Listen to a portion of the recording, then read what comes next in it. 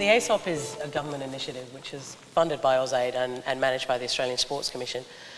AusAid has committed about $40 million over 8 years, starting in 2006, running until 2014. The ASOP approach is probably a little different from the inherent values of sport in terms of we work with partners in developing countries to identify a development challenge and then work out how well-planned sports-based activities might be able to help to address that particular problem. A good example is the ASOP programs in the Pacific, where the biggest challenge facing the Pacific at the moment is non-communicable disease, obesity, diabetes, heart disease. The World Health Organization estimates that about 25,000 people die every day in the Western Pacific region. So it's a massive problem facing the Pacific at the moment. And sport is uniquely placed to address this development challenge, not just by increasing physical activity, but also by using sport as a communication platform.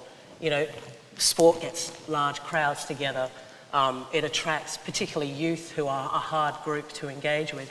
And much like Nick said earlier, it's better to do preventative work rather than having to work at the hospital end of things where, some people, I speak to ministries of health and some of the doctors there are doing 20 to 30 amputations, lower limb amputations a day from diabetes.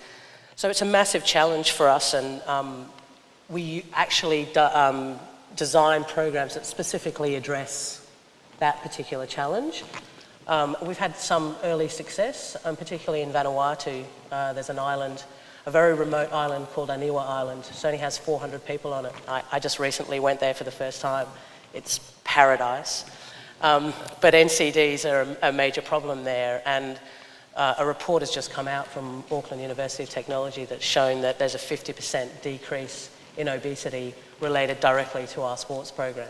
So that's a massive success story, and that's something that we're looking to replicate throughout all the regions, particularly in the Pacific, where the challenges are unique, and Tina would know in terms of small island contexts, not a lot of development. Urban drift is a major problem, with youth leaving the villages because they're not engaged, they have no activities, there's no meaningful activity for them to get involved in.